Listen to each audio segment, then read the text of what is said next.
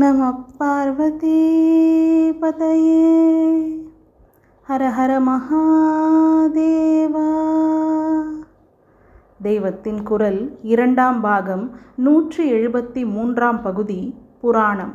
நண்பனாக பேசுவது. ஒரு நல்ல காரியம் நடக்க வேண்டுமானால் அதை 3 தினசுகளில் நடக்குமாறு பண்ணலாம். ராஜாங்கம் உத்தரவு போடுகிறது போல கட்டளை செய்வது ஒன்று. இதற்கு பிரபு சம்மித்தை என்று பெயர். பிரபுவான எஜமானன் வேலைக்காரனுக்கு ஆர்டர் பண்ணுவது போல சொல்வது பிரபு சம்மிதை.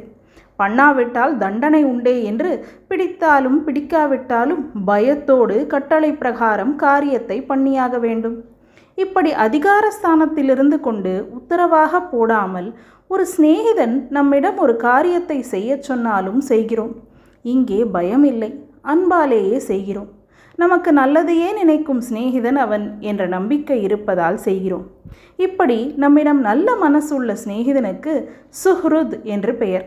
அதனால் நம் சகா மாதிரியான ஸ்தானத்திலிருந்து கொண்டு நம்மை நல்ல காரியத்தில் ஏவுவது சுஹ்ருத் சம்ஹிதை.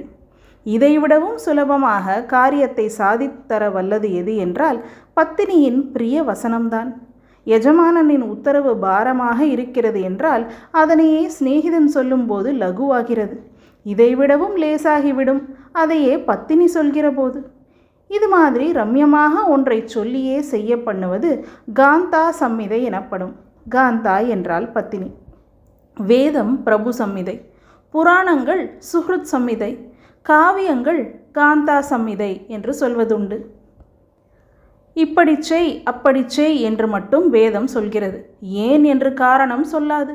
காரணம் கேட்டாலே நாம் வேதத்தை அவமரியாதை பண்ணுகிறோம் என்று வேறு சொல்கிறார்கள். புராணம் என்ன பண்ணுகிறது? அப்பா, இப்படி செய்வதால் இந்த நன்மை உண்டாகிறது, வேறு தினசில் செய்வதால் இம்மாதிரியான கெடுதல் உண்டாகிறது என்று கதை மூலம் காரணம் சொல்கிறது. காரணம் சொல்வது மட்டும் புராணத்தின் விசேஷமில்லை. அந்த காரணத்தை நமக்கு சுவாரஸ்யமாக இருக்கிற கதைகளின் மூலமாக சொல்லி நாம் அதை விரும்பி கேட்கும்படி பண்ணுவதே புராணத்தின் விசேஷம். ஹரிச்சந்திரன் இப்படித்தான் செய்தான், நளன் இப்படித்தான் செய்தான், இன்னும் இன்னென்ன பெரியவர்கள் இப்படி செய்தார்கள். அதனால்தான் நடுவிலே அவர்களுக்கு எத்தனை கஷ்டங்கள் சோதனைகள் வந்தாலும் கடைசியில் பரமக்ஷேமமும் இன்றைக்கு நாமும் இன்னும் லோகம் உள்ளளவும் ஜனங்கள் அவர்களை மரியாதை பண்ணும்படியான சாஸ்வத கீர்த்தியும் உண்டாயிற்று. இதற்கு மாறாக ஹிரண்யாக்ஷன், ஹிரண்யகசிபு, ராவணன், துரியோதனன் போன்றவர்கள் செய்தார்கள். தற்காலிகமாக அவர்கள் பெரிய ஸ்தானத்தை பெற்று சந்தோஷம் அடைந்தாலும் கடைசியில் நாசமாகி உலகம் உள்ளளவும் அபகீர்த்திக்கு ஆளாகி இருக்கிறார்கள் என்று எடுத்துக்காட்டி நம்மை நல்லவற்றில் தூண்டுகிறது, கெட்டவற்றிலிருந்து தடுக்கிறது. வாஸ்தவத்தில் நடந்த கதைகளைத்தான் புராணம் சொல்கிறது. சுஹ்ருதான சிநேகிதனும் உண்மைக்கு மாறாக பேசாமலே தான் ஆனாலும் நம் மனசேர்க்கிற விதத்தில் நல்லதை சொல்வான். காவியம் என்ன செய்கிறது? கவி என்ன செய்கிறான்? அவன் யதார்த்த உண்மையிலே தன் கற்பனையையும் நிறைய கூட்டிக் கொள்கிறான். கல்பனா சக்தியாலேயே கதைகளை கட்டிவிடுகிறான். ஒன்றை மிகைப்படச் சொல்கிறான், இன்னொன்றை குறைபடச் சொல்கிறான், வேறொரு விஷயத்தை திருப்பி திருப்பி சொல்கிறான். கூறியது கூறல். இதையெல்லாம் செய்வதற்கு அவனுக்கு ரைட் கொடுத்திருக்கிறது. யதார்த்தத்திற்கு கண் காது மூக்கு வைத்து ஜோடனை பண்ணி அனைவரும் ரசிக்கும்படியாக செய்வதே கவியின் காரியம்.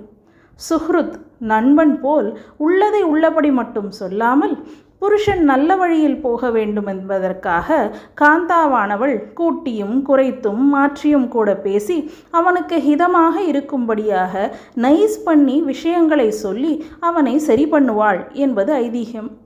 இந்த காந்தாவின் ஸ்தானத்தில் காவியமும் பிரபுவின் ஸ்தானத்தில் வேதமும் இரண்டிற்கும் நடுவான சுஹ்ருத்தின் ஸ்தானத்தில் புராணங்களும் இருந்து கொண்டு நமக்கு தர்மங்களை சொல்கின்றன. நம பார்வதி பதையே ஹர ஹர மகாதேவா.